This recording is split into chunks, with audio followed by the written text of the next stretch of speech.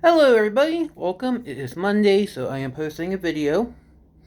And today's subject is going to be on WandaVision and what it says about modern day fandom. Now, long-term viewers, which there's one, maybe two, will know that a while back, like a year or two ago, I did a video where I talked about how, thanks to the internet and social media, fan bases, which were basically people who liked something but consumed it passively. TV shows, movies, books, music, and into fandoms, where the fans were no longer passively consuming the media they liked, but were actively creating in it, like fan fiction, remixes, covers, um, and so on. And the fans no longer see themselves as different than the creators themselves. They see them as co-creators and just as important as the actual creators. Now, I stand by that 100%. I think my view, my view, and my conclusion was correct. One thing I forgot to do, or forgot to think about, was how there's now an expectation of being interactive. Now, with all media, there is some aspects of interactivity going all the way back. I mean, I remember when I was a kid, you'd have TV stations going, "Hey, turn into this cartoon show this time. We'll show you a secret code.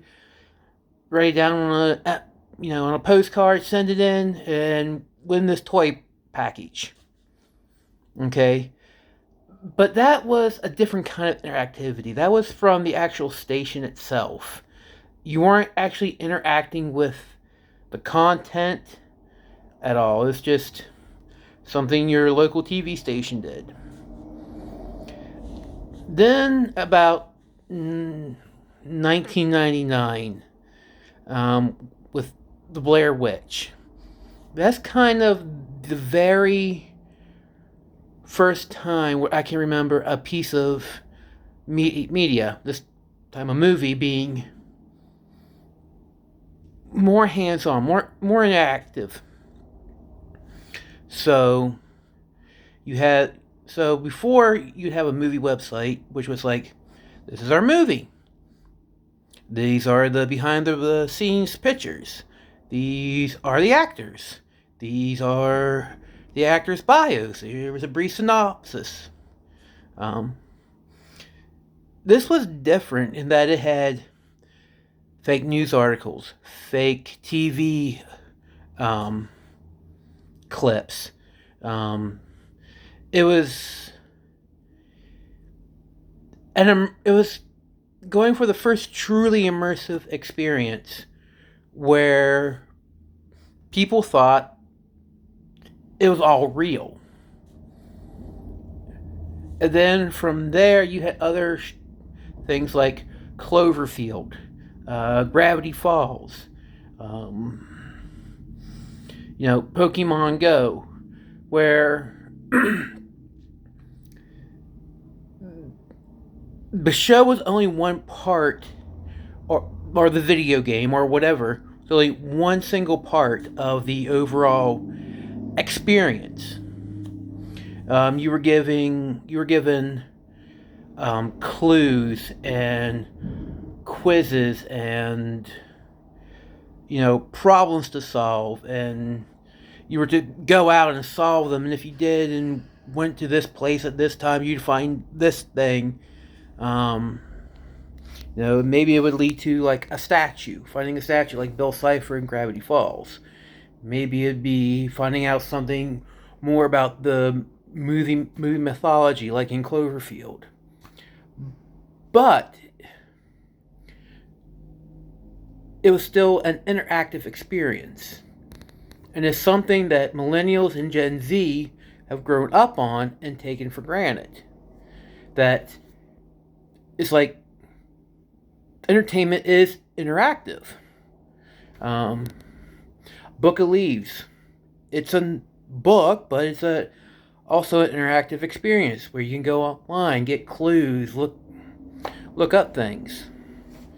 To them, the idea of just a book being a book or a TV show just being a TV show, it doesn't make sense. Now, me as a Gen Xer growing up, it's like I don't,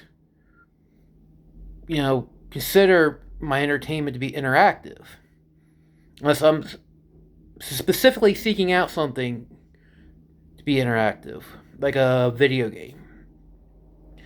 So, um, so for me, it's like watching WandaVision. Sort of like, oh, okay, let's see how this turns out. Oh, okay, they're doing this. Oh, okay, I wonder where that's going to lead. Maybe this will lead here. Maybe, but ultimately, I realize the writers are in charge, and it's going to go wherever they said it's going to go. And I think that was the major miscalculation on Marvel's part. Kevin Feige's a Gen Xer like me, and he would have grown up with the same experience I did. So to him, internet online nerd culture is just a new updated form of what we would have had growing up. Getting together with your friends on the schoolyard and going, oh, did you see that? Did you read that? Oh man, what do you think's going to happen? Where do you think it's going to go? But it's changed. Now we have two generations who have been either wholly raised or at least semi-raised with the idea that nothing is just nothing is just a video game. Nothing is just a TV show. Nothing is just a book. Nothing is just a movie. It's all connected. It's all interactive. So when they're watching it, they're going, oh, here's that clue, and this is what they're telling us. So it's not about watching something, but about solving a puzzle. And then being right in your conclusion. That's why you had a lot of videos debunking other people's, theories. Like, oh, that theory is garbage. That theory is garbage. Oh, they don't know because, and this kind of back and forth because it's not just about solving a puzzle, but making sure you're right and everybody else is wrong. And so when it turned out that there was no puzzle to be solved, it felt like a betrayal. Like, wait a minute, you did this, you did that, you did, what was all this for? What,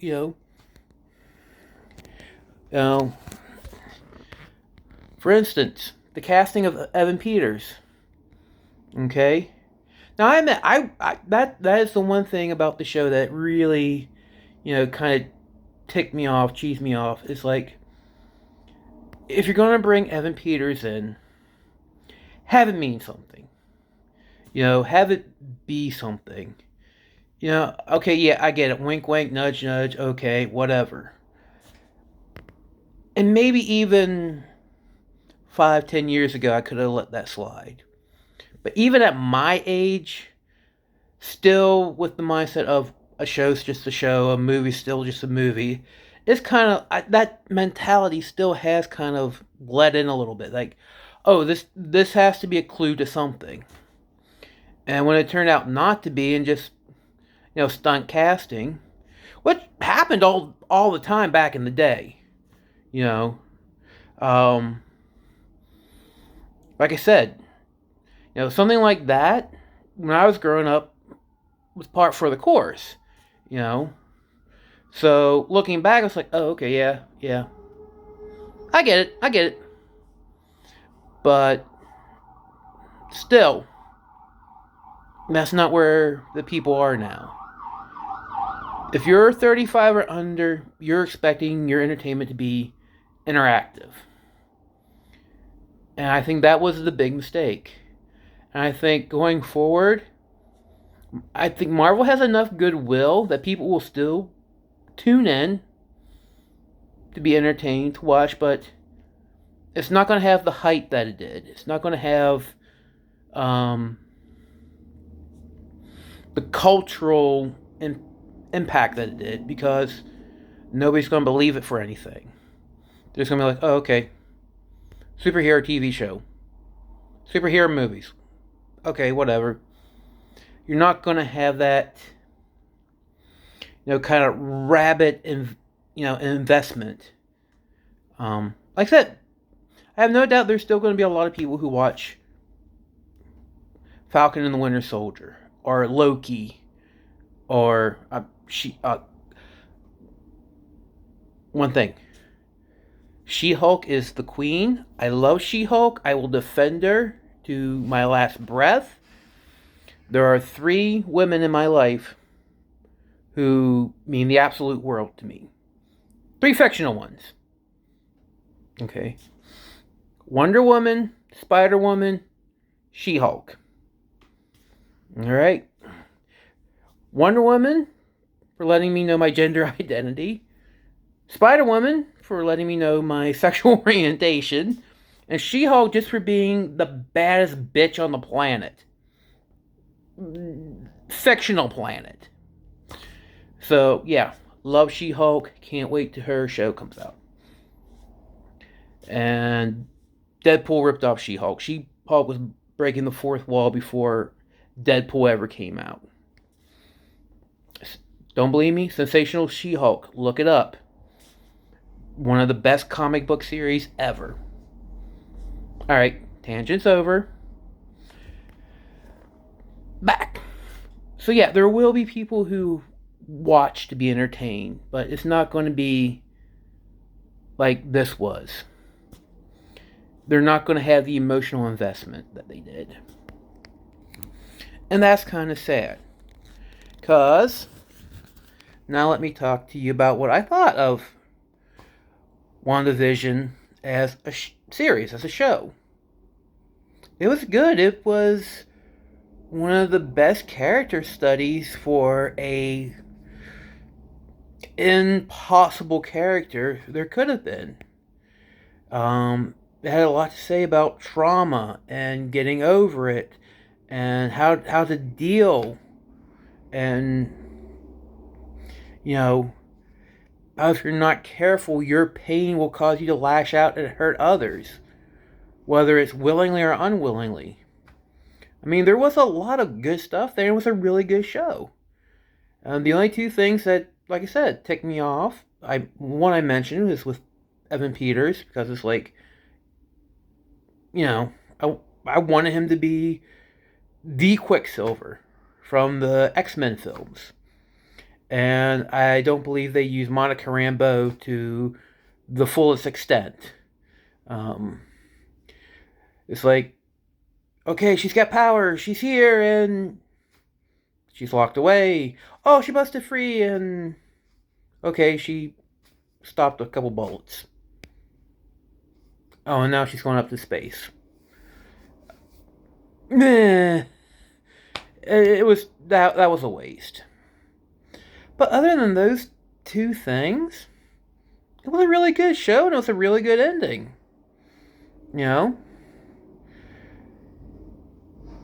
But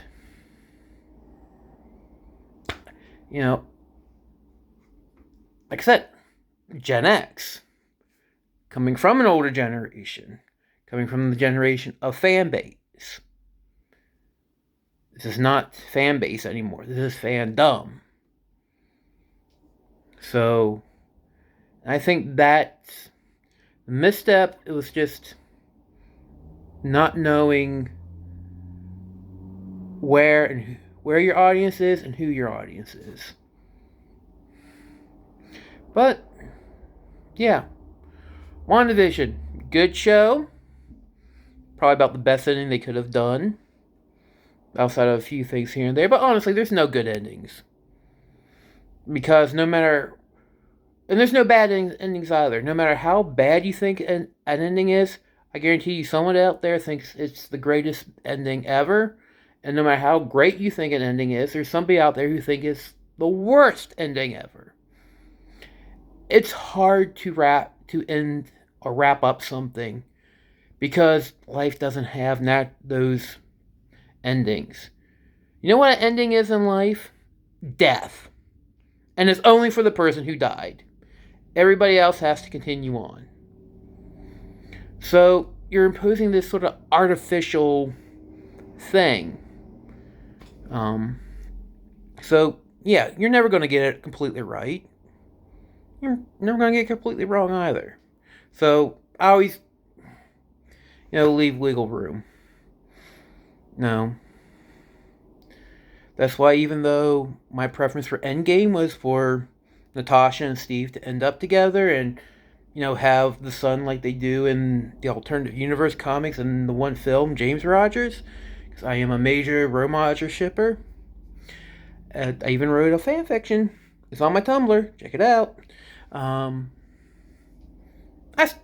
still enjoyed the ending. It's like, okay, I didn't get the ship I wanted, but I understood where this was coming from, and I can tolerate it. And I know other people who thought it was absolutely the best ending they could have ever had, and they totally wanted Steve and Peggy to get together. But that's another tangent. That's another diversion. So